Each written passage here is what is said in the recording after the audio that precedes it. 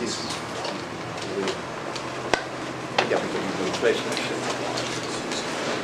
Yeah, but that's exactly it's not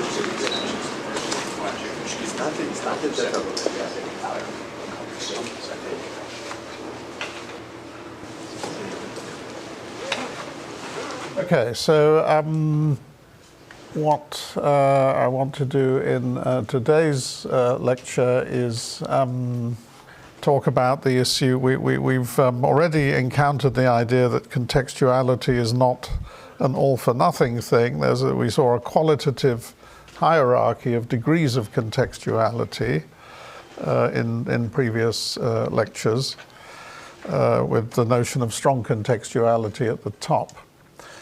But what I want to do in this lecture is look at the idea of quantifying contextuality, assigning a numerical measure to it,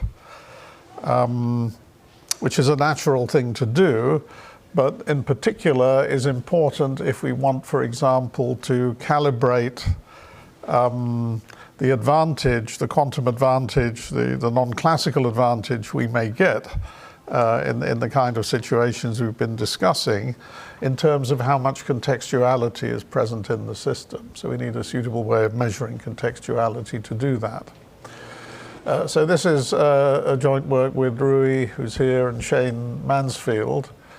And actually we're just writing up a paper, and actually we're currently discussing whether one of the equations in the paper is correct. So that caused a bit of a sleepless night. But that doesn't affect the sort of story to any great extent, but it would be nice to resolve it. Anyway, so the general motivation, we have a unified, just to recap a little, we have some general framework for discussing contextuality. We've already seen this qualitative hierarchy, and we want to look at a quantitative measure. And as I said, there are various motivations for this contextuality as a resource.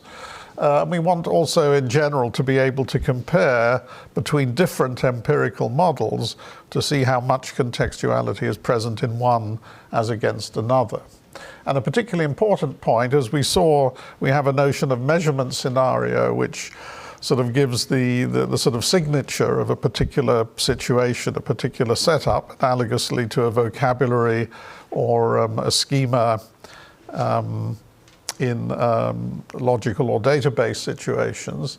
And what we'd like to do is to be able to compare degree of contextuality across different measurement scenarios, to have a sort of universal measure that's generally applicable. Okay, so I'm just now recapping a bit on things we've already seen. I mean, maybe tedious by repetition by now, but at least hopefully this will be very familiar. So we have these tables reflecting this kind of observational scenario. The general setting that we have is a measurement scenario, which is a set of measurements, the set of maximal contexts, the measurements that can be performed together, or the variables that can be evaluated together, and a set of outcomes, of values that they can take, which for simplicity we take to be a single set. And we had this way of portraying this situation diagrammatically with a base space of the variables, and then they would we'd have, edges just here in this low-dimensional case, or more generally a simplicial complex telling us which things are measurable together. And then above each base variable, the fiber with the values it can take. And we indicate which outcomes are possible together. So we get a natural kind of fibered structure. And so here is the triangle, which we've already seen some manifestations of. So you see this is not a Bell scenario. We can't separate out Alice and Bob and Charlie into discrete agents, but they overlap in this way. And obviously we have this impossibility of having a global assignment of colors that value 0 or 1 that meets the constraints given by the table. So, and as we also saw, I mean, obviously the generality of the definition encompasses some intricate situations. This particular example is one of the standard examples of a Cauchy-Specker paradox, and I'll say something about those kind of arguments since they have roots in logic in a sense, Cauchy and Specker both being logicians, in the lecture tomorrow. This is an example we can construct in R4, and the idea is we can label each of these letters with vectors in the way that Simona was describing in his talk yesterday, in such a way that the vectors in each column form an orthonormal basis in R4. And one can make an argument again that again, there's a certain, with some coloring constraints, there can be no global assignment that satisfies all of these, and yet these will correspond to quantum measurements. In fact, the strength of this kind of argument is that it can show contextuality in a state-independent fashion. The mere structure of the measurements is sufficient to guarantee that whatever state you use, you will see a manifestation of contextuality. So we'll say more about that tomorrow. So the idea of an empirical model then sits on, I mean, so it's the structure that corresponds to the kind of signature given by the scenario. So it's a family of probability distributions on the possible assignments to variables, one for each context. And then we have this local consistency condition, this compatibility condition, which can be expressed as a kind of conditional independence assumption. So the idea is that the local statistics that Alice sees performing a given measurement is independent of which choice of measurement Bob makes. Otherwise, Alice could make an inference about what Bob was doing that would violate causality constraints coming from relativity. And we saw various ways of understanding this local consistency. So in the diagram, it was this business of being able to prolong paths. And then the sort of global consistency, which would be the hallmark of non-contextuality, and the failure of which shows us that we have contextuality, is being able to make an assignment to all the variables that meets all the constraints. And so it's really telling us that classical data arises from some probabilistic mixture of deterministic assignments. This is essentially the idea of the classical source as we described it writ large. So here are various examples. So contextuality is present if we can, I mean, another way of saying it is if we can decompose the data we see in the table into a convex mixture of, a probabilistic mixture of deterministic assignments. And if that's not possible, then we say that contextuality is present. And this is another way of saying that we don't have a hidden variable model. Okay, then we distinguish this qualitative hierarchy. And at the top was the idea of strong contextuality. So we saw that one way of sort of visually seeing the presence of contextuality in the diagrams is that every local assignment, every edge, could be extended to a path which sort of went round and finished back where it had started, assigning a unique value to each variable. And this is exactly this idea that somewhere in the support of this distribution, there's some assignment that accounts for every local observation, some global assignment that accounts for every local observation that we can make. So if it fails somewhere, then we already have this intermediate level of contextuality, what we call logical contextuality, exemplified by the Hardy paradox. But the strongest form is where no local assignment can be extended to a global one. And this is what we call strong contextuality. And this was exemplified by the PR box, which, as we know, goes beyond, so here it is, it goes beyond quantum mechanics, but there are lots of examples that do arise in the quantum realm. GHZ state and these Cauchy and Specker models, which we'll discuss tomorrow. But it's very clear in the picture of the PR box how we cannot find any such path. And as we saw, it's quite linked to traditional logical paradoxes. Okay, so that was a brief recap. Now we want to come to the issue of how we would quantify contextuality, to say meaningfully how contextual a model is. Now, there's no claim that there's only one way of doing it. The nature of things with measures is that there can be more than one, but the one that we're studying is particularly natural, and as we'll see, there's a lot of ways in which it has good properties.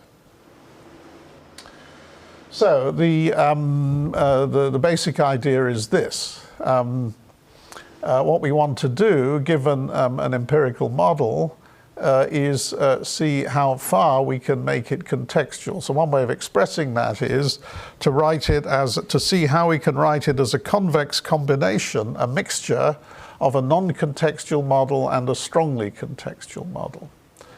By the way, one thing I haven't said and should have done is that there's a characterization of strong, let me say right now that there's a characterization of strong contextuality, which is that there's no such non-trivial decomposition. So it's maximally contextual in the sense that you can't break off any piece of it and express it as a non-contextual model. So that's fairly evident from the idea that no piece of local data can be explained by a global assignment. So the support of any hypothetical distribution on global assignments, classical source in other words, that could account for the data, actually has to be empty. And that's saying that a decomposition like this will be trivial, where all the weight is put on the strongly contextual component.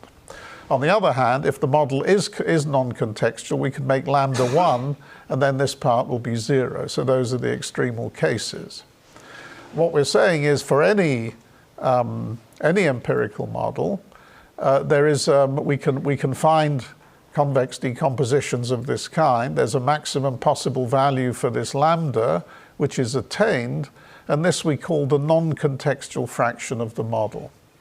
And its complement is then the contextual fraction. So therefore, this is a number that always lies in the unit interval.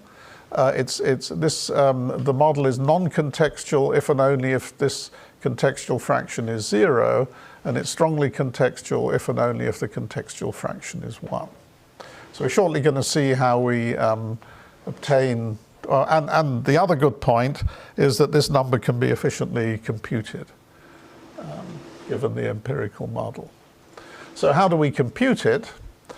Well, we can set up a linear system based on the syntax of the measurement scenario. So we have a matrix, a 0-1 matrix, which is just obtained from the structure of this measurement scenario. So the row space is indexed by the local sections, the context, and then the assignments of values to the variables in the context.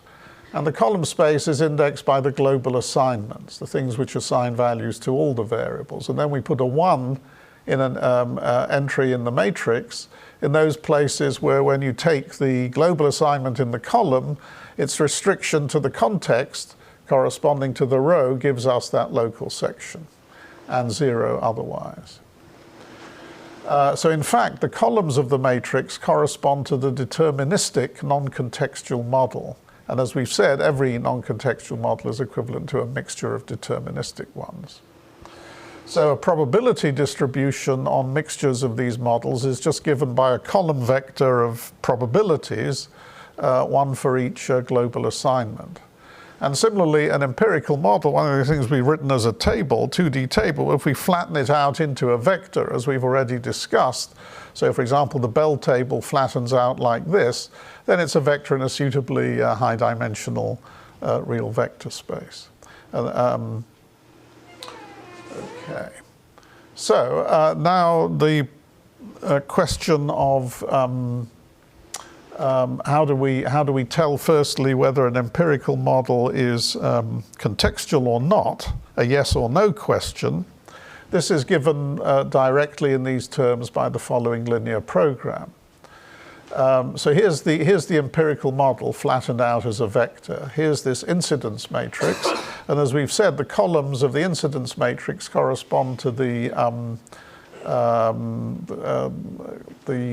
non-contextual deterministic model. So we're asking for a vector of weights of probabilities, which such that, and the point is, the way this has been defined, what this gives us when we multiply this by such a vector of weights is going to be probabilities corresponding to the entries in the table for our empirical model.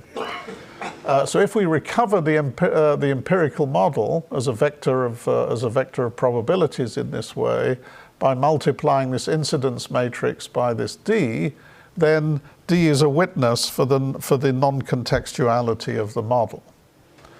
And so what we're asking is to find such a D satisfying these equations, and obviously it has to be non-negative. Incidentally, normalization takes care of itself because this thing already is a sort of a concatenation of probability distributions. So it turns out that it's automatic that not only will this be non-negative, but it will be normalized and give us a proper probability distribution over the global assignments. So this is a simple linear system. I mean, with a constraint is it is a linear program that tells us whether or not a model is contextual. And what we simply do is to relax it in order to get a way of computing this non-contextual fraction. So we just relax it in this way, otherwise everything stays the same. And of course we try and maximize this quantity. So we're looking for the largest subdistribution lying at every point below the actual probabilities in the empirical model, which sits inside it in this way. So this natural relaxation exactly computes the non-contextual fraction. So the quantity that we're maximizing is the total weight of this subdistribution. Okay, so that's all well and good, but of course to assess this or any such measure, we need to see how it relates to some of the other things we've been talking about. And one of the compelling arguments that says this is a very natural measure comes when we relate it to Bell inequalities and specifically violations of Bell inequalities. So let's take a general perspective on what Bell inequalities are for a completely general scenario. So so the idea is it's some linear it's an inequality with linear from a linear combination of the probabilities in the table in the empirical model. So it's given by a vector of real coefficients, one for each local section in the model, and a bound. And we say that an empirical model satisfies the inequality if the inner product between, if that linear combination with those coefficients of all the probabilities in the table satisfies the given bound. So a straightforward notion of what an inequality is. And without loss of generality, we can take the bound to be non-negative. In fact, we can take it to be zero. And that's a useful convention to adopt. Now, we say that, so that's just an inequality that may or may not be satisfied by some given empirical model. We say that it's a Bell inequality if it is actually satisfied by every non-contextual model. So that's what we mean abstractly by Bell inequalities. Any linear combination of the probabilities, say below some fixed bound, which is satisfied by every non-contextual model. And we say that it's tight, so it's going to define a facet of the non-contextual polytope if it's saturated by some non-contextual model. If the bound is actually achieved by some non-contextual model. Okay, so so we have Bell inequalities, and what we want to do now is talk about the extent to which they may be violated by some non-contextual model, because that will be a quantitative witness of contextuality. So there's a bound we can make for no signaling models for how big how big this linear combination can be. It's a sort of easily derived bound. The point is that what we want to do, I mean, we could just say, well, if it exceeds the bound, we just look at how much more than the bound it is. The trouble with that is that it will be highly specific to the scenario that we're in. If we introduce more measurements and more opportunities for making the number a bit more context, and therefore more opportunities for making the number bigger, we could get huge numbers for the violation, but they wouldn't necessarily be very meaningful. So what we want to do is to have a normalized measure of violation of Bell inequalities, which is meaningful across scenarios, and which we can use to compare meaningfully with this contextual fraction, which, remember, is itself already normalized since it lies within the unit interval. And the way we do that is as follows. We sort of factor out, as it were, something that takes into account the size of the scenario, which is this thing here, which sums over all the contexts in the scenario and just looks at the maximum values of the coefficients for each among those for each context. And so we normalize relative to that. In other words, if I tell you I got 30 marks in an exam, you'll be impressed if the exam was out of 30, but less so if it was out of 100. So that's what we're doing here. And this will indeed lie within the unit interval. Okay, so now we've normalized the violation. We have the following result. Firstly, the contextual fraction bounds this normalized violation by any empirical model of any Bell inequality. So it's at most this contextual fraction of the model. Moreover, there exists a specific Bell inequality, which again can be computed efficiently, for which this bound is attained. And in fact, this inequality is tight in this convex decomposition. I should say, by the way, that obviously we computed this contextual fraction by this linear program. So of course the solution vector is not unique from this linear program. The quantity that's being maximized is unique, but not the vector.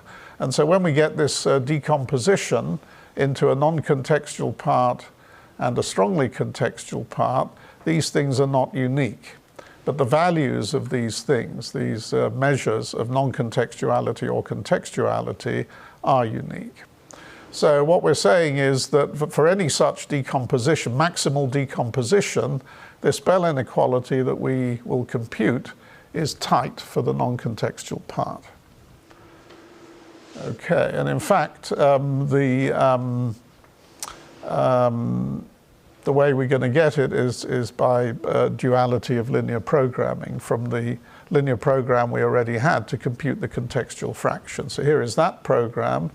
If we take the dual linear program, then we can just write this down. It's actually useful.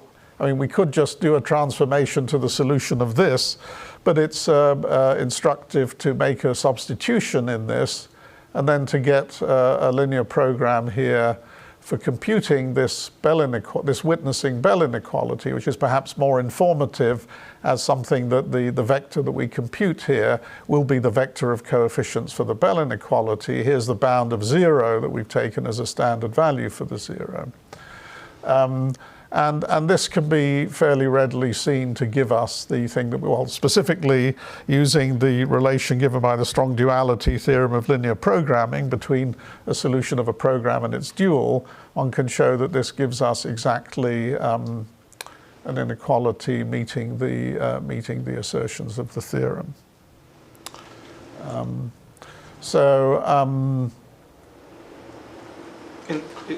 Here, I have a question. Yeah. Just one before. Yeah, here. What is script M?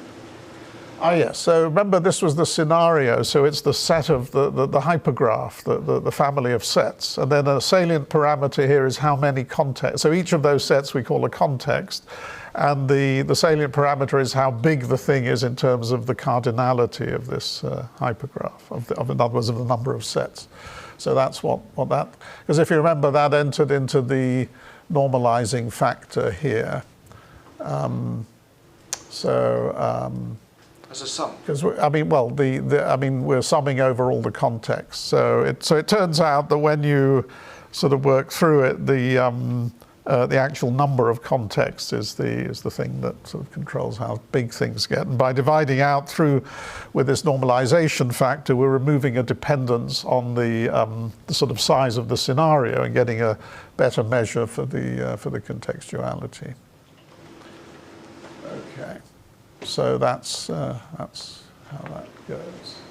So this thing computes a tight Bell inequality. Okay, so right, so as we've seen, we can apply it to any measurement scenario. It's normalized, so we can compare across scenarios, and it relates to the extremal cases of non-contextuality and strong contextuality. Okay, so let me just briefly mention that since these things can be computed, and we have lots of interesting examples arising from quantum mechanics and elsewhere, that it can be quite instructive to compute them.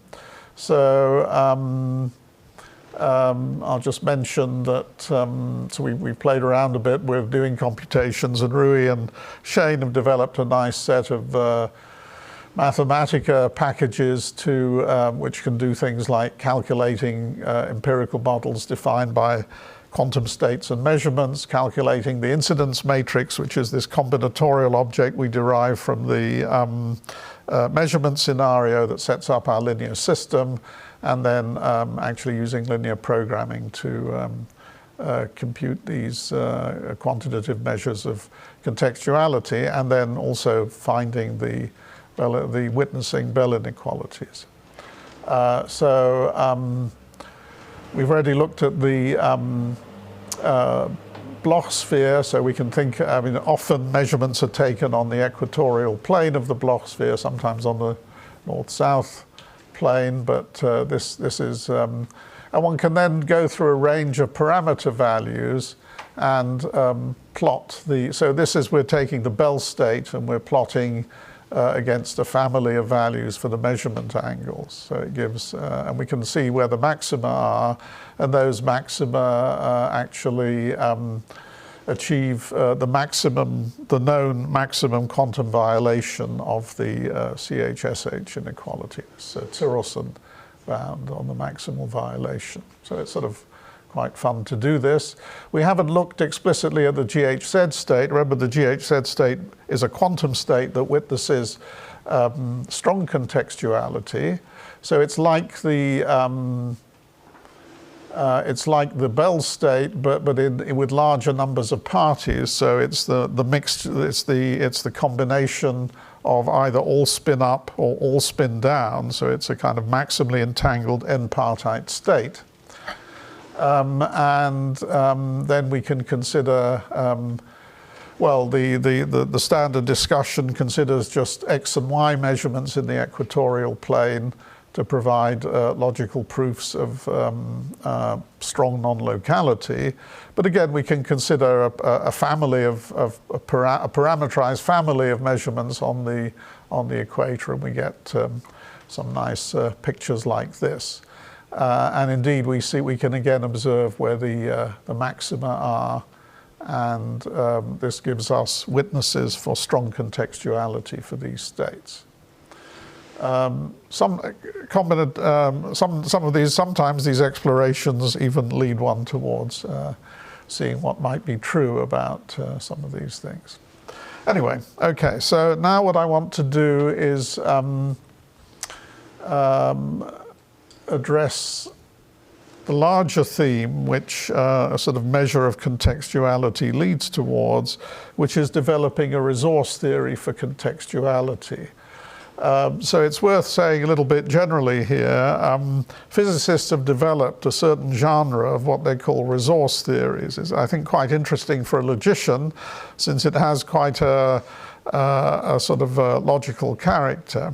It started off with entanglement, which was widely perceived as a basic resource for quantum computation, and ways of quantifying entanglement as a resource, and then some more general picture of what a resource theory should look like.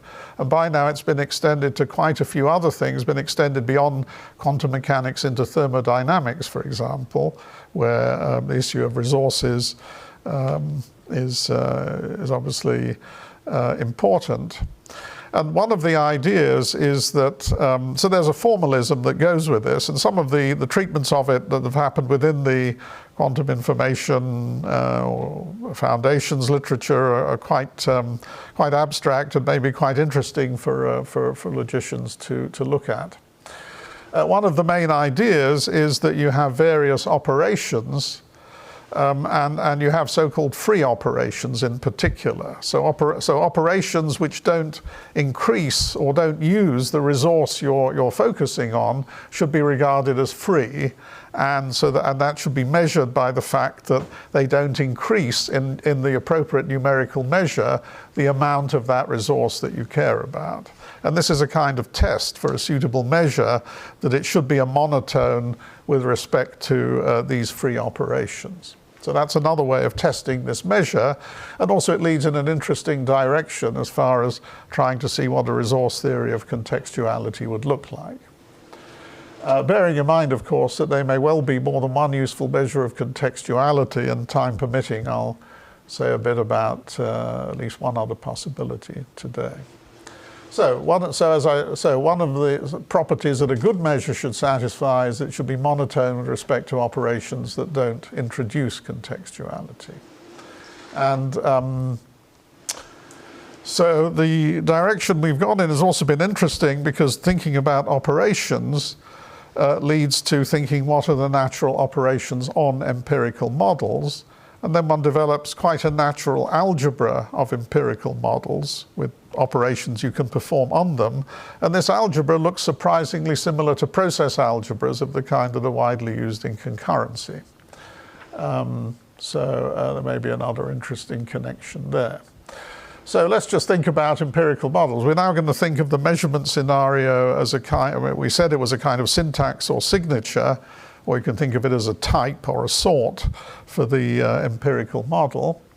So we have a natural operation of relabeling, where you just kind of take an isomorphic signature and translate everything across to get from one empirical model to another.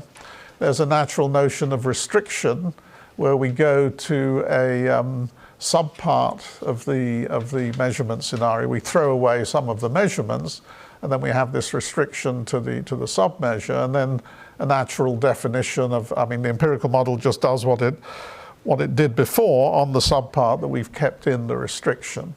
There's actually a more general operation that subsumes both of these, where we pull an empirical measure back along a map from on the underlying. So if we have a map from x to x prime, we can then pull an empirical model over a measurement scenario with x prime back to an empirical model over with the set of variables x. And that special cases of that will give us these two operations. Then there's, so this is all to do with the inputs, as it were, the choice of measurements. But then we also have a natural coarse graining operation that goes on the output side. So we can, I mean, again, a special case of this will be relabeling of outcomes. But if you imagine, for example, a map that isn't injective, it will be identifying various outcomes. So this is what physicists like to call coarse graining. So we're sort of losing observable information by merging together various outcomes. And again, there's a natural way this acts on the empirical model. So we're actually just pushing the probability measures forward along those maps, the induced maps. Then we have mixing, which is an obvious thing. Given two empirical models, well, I mean, you can always toss a coin and sort of decide to behave as one or the other with that given probability. So we've already said that empirical models are closed under convex combinations. So that gives us another operation.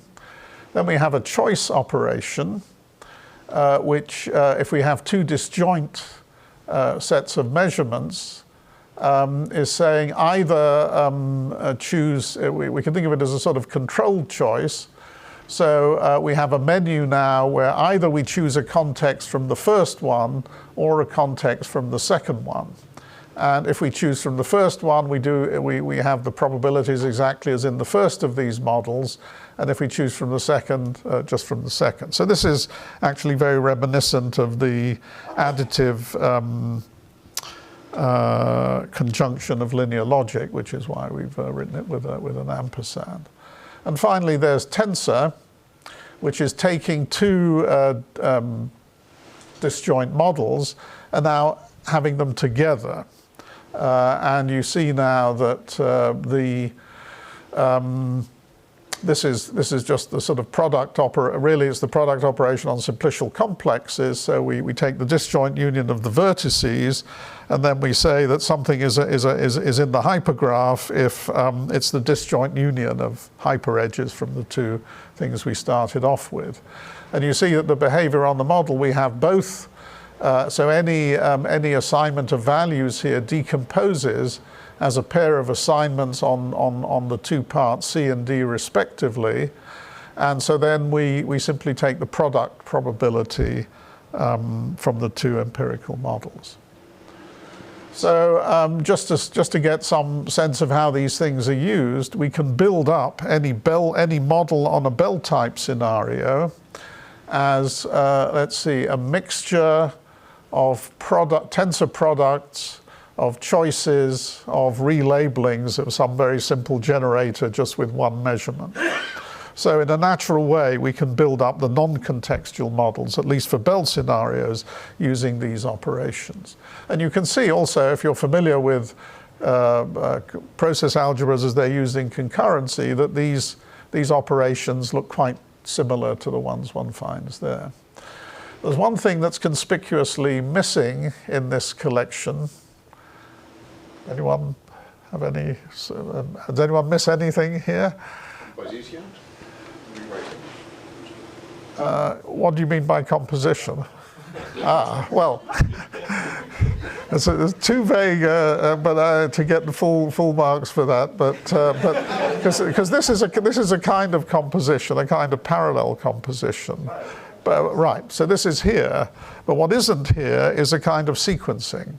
And that's a very interesting thing. We're actually, we have I mean, the natural step to go, I mean, the natural thing to add into this would be a kind of prefixing of where you first do some measurements, and then from the outcomes you get from those measurements, you may determine which measurements to do next.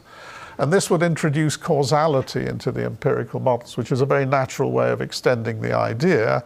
And increasingly, causality is sort of discussed explicitly in the quantum information world.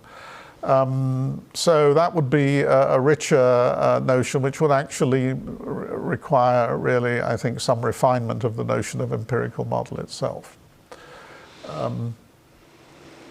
Okay, so we've introduced these operations. We now want to see how they behave with respect to the contextual fraction. So I'm smiling here because of some painful memories of the middle of last night when I was sweating over one of these equations, but not this one.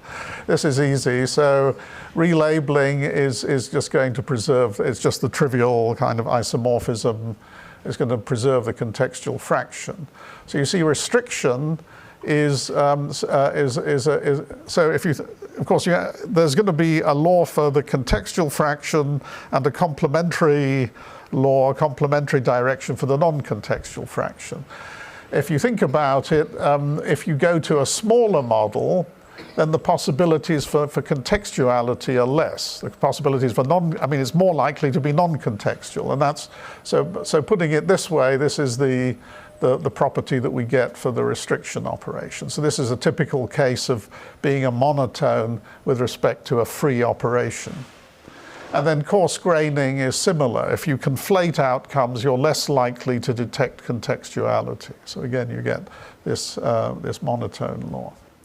And then mixing, so you can see that it's actually the contextual fraction is a convex function in the usual sense of real functions. It doesn't exactly preserve convex combinations, but it's you may acquire you get this this relationship.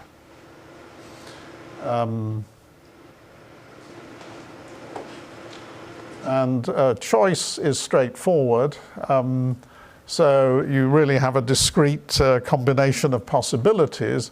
So the contextual fraction is the maximum, because if you had contextuality in one of the models, then you can get it here. Non-contextuality is the minimum.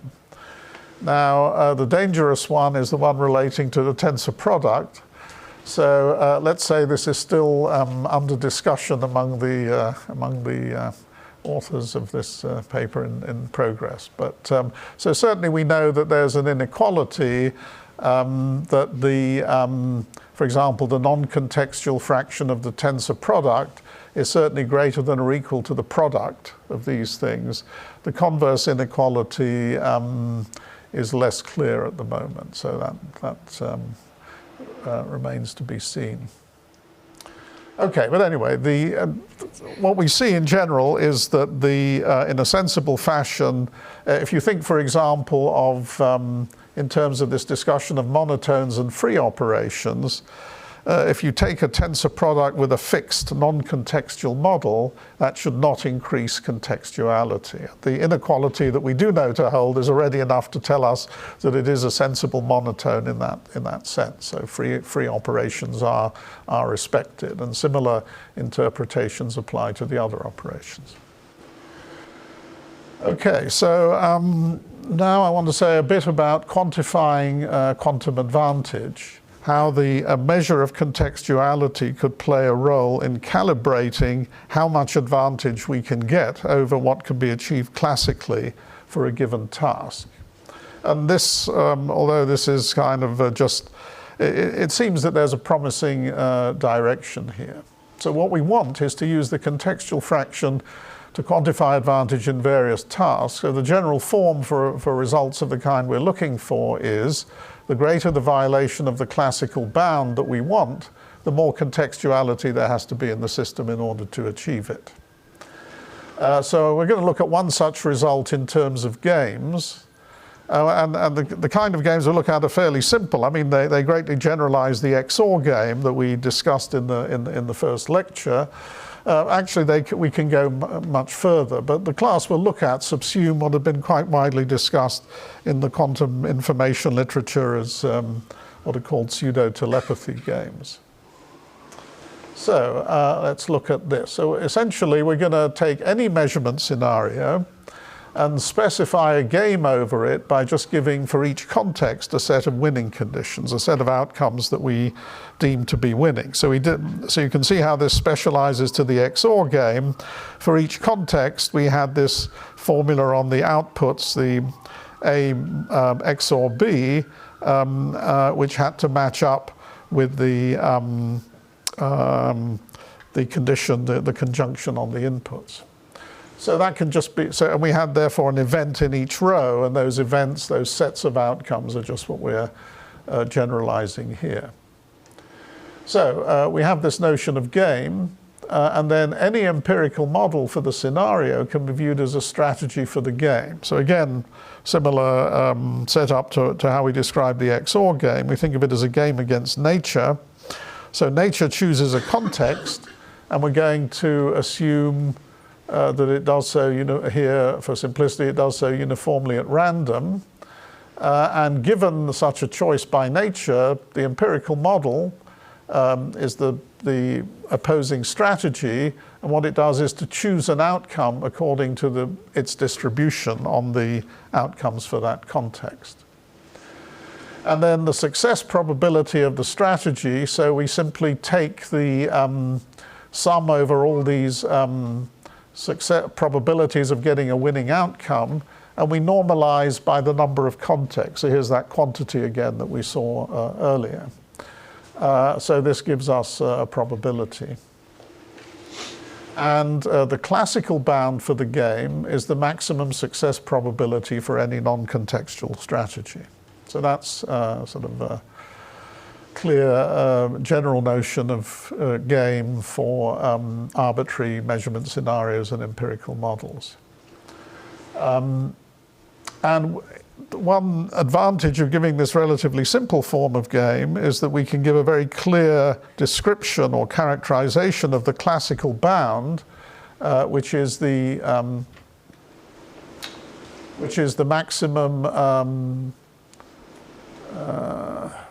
maximum success probability for any non-contextual strategy in terms of a generalization of the kind of logical description of Bell inequalities that we gave in a particular case in the first lecture.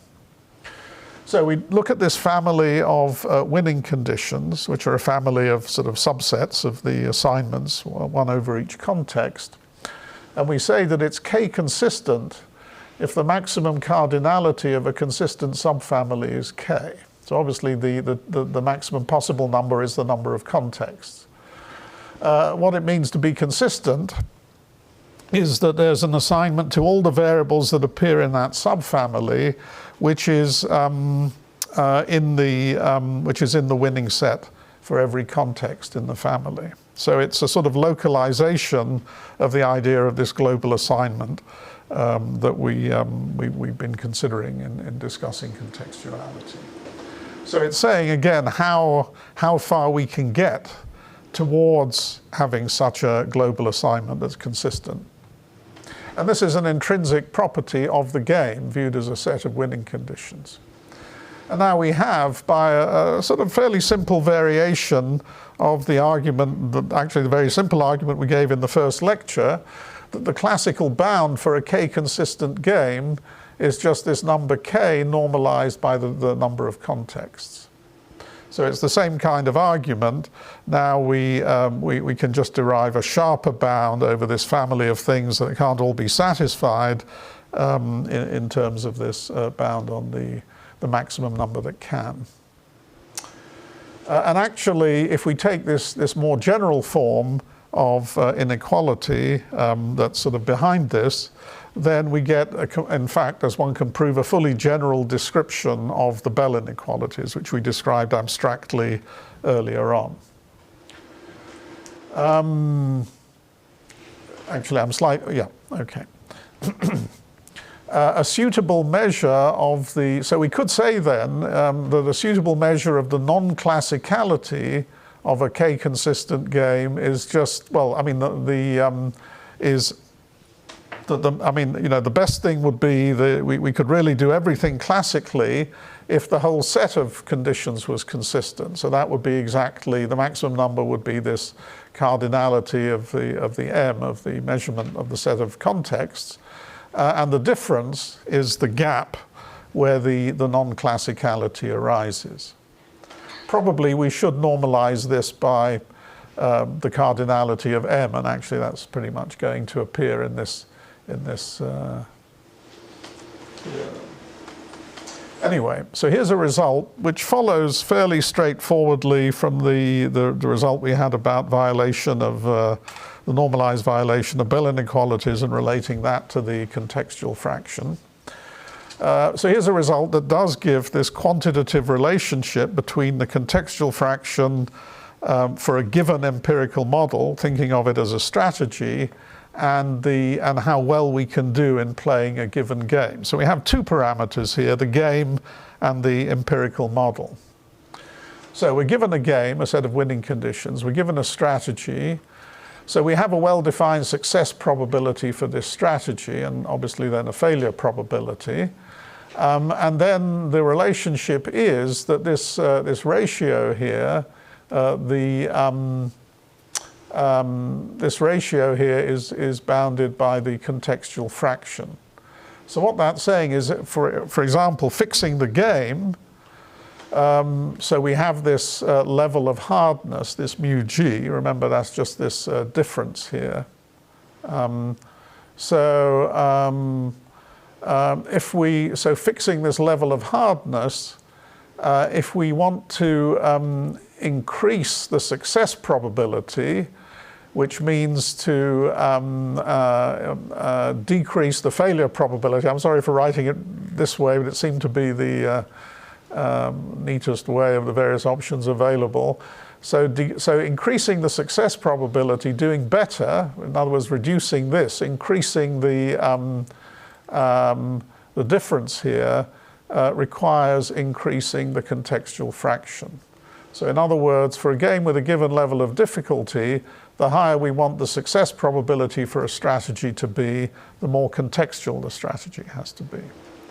You could read it, yeah, you could fix the strategy and talk about the game, but I think this is the most natural way of looking at it. Okay, so that does give a relation between the contextual fraction and this fairly natural task. A nice point is that something that looks different turns out to have very much the same kind of relationship, indicating that there's some general pattern here which may be applicable to a range of tasks. So I'm not going to go into details here, but there is a model of quantum computation, in fact, the measurement-based quantum computation paradigm. So it's equivalent to the circuit model developed by Rausendorf, Briegel, Dan Brown, and others. A nice point is that as the name suggests, the computation proceeds not by passing qubits through the gates in a circuit, but by performing measurements. And therefore it lends itself to description in terms of the kind of empirical models we've been studying. And it's completely general. It's equivalent to the circuit model. So what we can do is to sort of refine a result proved recently by Robert Rausendorf in this connection, which is that suppose we and I'm not going to go into the details of how this is set up. I mainly want to make the point that structurally this looks exactly like this result here. So the point is we have an empirical model with a little bit of extra machinery, which can be viewed as computing a Boolean function. And we can measure the level of difficulty of the Boolean function by how far it is from being mod 2 linear, a sort of Hamming distance metric from the nearest mod 2 linear function. Now, obviously, mod 2 linear functions are easy to compute. We don't need any contextuality to compute those. Essentially, the measurement-based model mixes the sort of quantum part or the part that's described by the empirical model with a sort of classical coprocessor, which is assumed to be able to do mod 2 arithmetic anyway. So that comes for free. I'm skipping the details, but that's the idea. So what this is saying is that given a Boolean function with a level of difficulty measured by how far it is from being mod 2 linear, then this same ratio is bounded in, and given an empirical model viewed now as a measurement-based computation, or as describing the resources used by a measurement-based computation for computing this function, so then it has a well-defined success probability and failure probability. We get the same kind of relationship with the contextual fraction. So the way we can read this is saying the higher you want the success probability of computing your function at a given level of difficulty of being nonlinear, the higher the contextual fraction has to be. So I think these are early steps, but perhaps promising towards developing a quantitative theory of contextuality as a resource for exceeding classical bounds. Okay, I've got a final topic, but I don't want to take too much time on that. I just thought I'd briefly show you something here.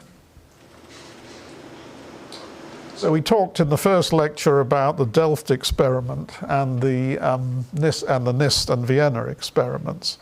So actually this is the basic table of data for the Delft experiment. So what you see in the entries here are actual counts. And over several months of experiment with some very impressive equipment, actually the Delft test had a total number of 245 events. It's not that many, but the nature of the technology was somewhat limiting. Of course, they did a careful statistical analysis and so forth. This is the NIST experiment, where you see the numbers are very much bigger. The thing to bear in mind with NIST is that it's using different physical system and different technology. So it uses photonics in a much more traditional way, but relying on the extremely high efficiency photon detectors that have been developed at NIST. In the photon detector kind of experiment, you're sort of deflecting photons through interferometers and beam splitters, and you're testing whether they show up at a given point or not. So if they show up, you get a click. If they don't show up, you get no click. So of course, no click is not saying I didn't go there. It's just saying nothing. I didn't detect anything. So one of the major loopholes was a detection loophole, and actually you see that the data is heavily weighted towards the 1-1 column, which is indeed the no click column. Nevertheless, they did a very careful statistical analysis, and I think I'm certainly not casting any aspersions on these experiments, but it's very interesting to see what these things look like, and also to note that they're exactly compiling tables of the kind that we've been discussing. So this does relate directly to what happens in these things. Now, one feature of this, of course, these are frequencies, and we know that data is noisy. So one interesting point, though, is that these things are actually, I mean, according to the definitions, if you just took these relative frequencies as probabilities, and you just took these to be probability distributions, that they would violate the no signaling principle that we've mentioned. This is just a fact about experimental data. So it's an interesting question what you do about that, and there are various possible reactions to it. Let me just mention briefly that something that we've looked at a bit and actually ran over on this data is to do something very similar conceptually to what we did with the contextual fraction, which is to ask how no signaling is the data and take the largest no signaling part of the data and use that. And one can do that again using linear programming methods. And then you get this decomposition into the part that's no signaling, and then, as before, non-contextual or strongly contextual, and then the sort of rogue part that is signaling. I wouldn't, yeah, okay. So I think more thought needs to be given to this, but it's given that there is this situation, and that the question of what one does in the presence of signaling, which is typically there in real noisy data, it's perhaps worthy of further study. Okay. Well, that's probably a sign I should finish up. Let me just mention one final topic and then I'll conclude. I mentioned that the contextual fraction is not the only natural measure that one could use. I think it's possibly the most natural and certainly one of the main candidates, but let me mention an intriguing but clearly different measure. And we still haven't figured out the relationship precisely between this measure and the contextual fraction. So here's a result which holds quite generally, which says that in a sense you can always get well, you can get a quasi-classical source provided you're willing to enter the strange world of negative probabilities. In other words, if you ask not for a probability measure on the global assignments of values to all the variables, but a signed measure, then you can always get such a global section. And notice that this is sort of an appeal to a hypothetical entity, as with all such things. The actual empirically observed probabilities are always honest-to-goodness probabilities, non-negative numbers summing to 1. The point is, behind the scenes, we would be invoking a signed measure. The issue of how we could possibly interpret these things, I mean, actually it's been a classic topic of discussion in the quantum literature. Dirac, Feynman, Wigner and others have discussed this issue, and some ideas in another paper with Adam Brandenburger for a possible kind of at least simulation of this kind of thing. But at any rate, that's not the point I want to make here. The point is there is always a well-defined quasi-hidden variable model using signed measures, using negative probabilities. And moreover, by the way, it can be efficiently computed, because you just take the linear program that we had before for deciding whether a model was contextual, and you remove the non-negativity constraint. So all you have is a system of linear equations, and you just have to check which one can do using a dimensionality argument, that system of linear equations always has a solution. So it's efficiently, you can have computed efficiently, and based on that, we can define a measure by how far it's necessary to deviate from a standard probability distribution to get a global section. So we have this weird thing that may have negative numbers in it. But how far did we have to go away from being a standard probability distribution in order to get that? And there's a natural way of measuring that. So we call that the negative probability measure.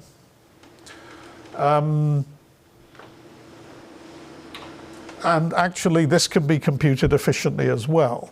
The trick is to split the measure into two parts. In the usual way, the sign measure you decompose into the positive part and the negative part, and you can compute it you can compute the optimal one by a linear program in much the same way as what we've seen previously. So an obvious question is, how does this measure relate to the contextual fraction? And we have some ideas about that, but at the moment there's no general account of the description. So I think it's an intriguing possibility. Okay, so I'll stop there. Thanks.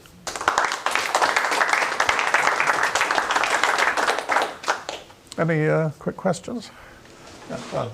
Is there also a way to sort of perturb logic, like you're perturbing here probability theory, we're considering signed distributions and so on, to explain, for instance, the Hardy paradox,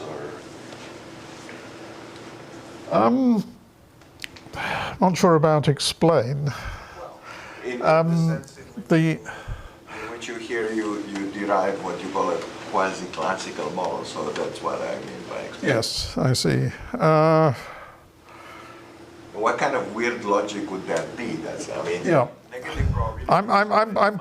I'm personally not shopping for a weird logic, but there is a nice so Kohei Kishida, who's also been contributing to this work, has developed a logic of contextual inference, which he had a paper in this year's iCalp about this. And the point there is that suppose you have this situation where you have local consistency but global inconsistency, is there a natural way of constraining the inference system so that the whole thing doesn't crash? And he has what he calls a sort of inchworm logic, because you not sure I can explain why he calls that, but it's this sort of thing that coils itself up, and then anyway. So it's sort of you have inference, you have turnstiles that are indexed by context in a suitable way, and so you can propagate inferences where it's safe to do so, but you don't actually reach these contradictions. So that might be. I'm not sure that's what you're after, but that. Just looking for something that would irritate Jean-Yves Girard. Surely not that difficult, but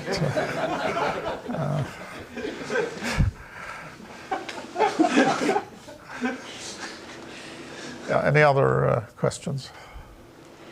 So let's break for lunch. Just a quick announcement. At 4 o'clock, right after Prakash's talk, we will have a group photo of the participants.